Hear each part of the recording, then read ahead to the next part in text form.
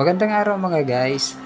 At pagkatapos ko palang maglinis sa labas ng bahay at nagdilig ng halaman, isinunod ko na rin itong kwarto namin para malinis lahat simula sa labas hanggang sa loob ng bahay.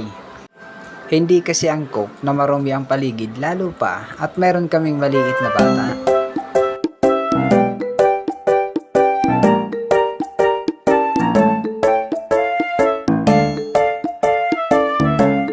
At syempre, mas maayos tingnan kapag malinis talaga ang paligid natin. Mainit na nga ang paligid at maalinsangan sa pakiramdam, tapos makikita mo pa yung kwarto mo ay may alikabok, ay talaga hindi lang doble-doble, triple na. Kahit sino naman siguro talagang hindi makakatulog, di ba, kapag ganyan paligid natin na nakikita mo marumi.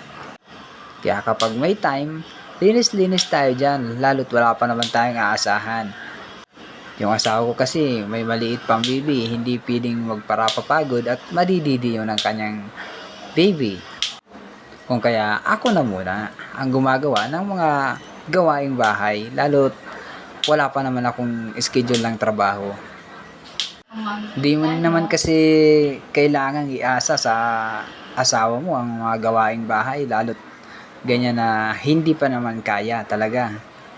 At matapos ko ngang imap ay tinuyo ko na rin yung sahig para ayos, di ba? At hanggang dito na lamang mga guys, at sa muli hanggang sa susunod nating video. Maraming salamat.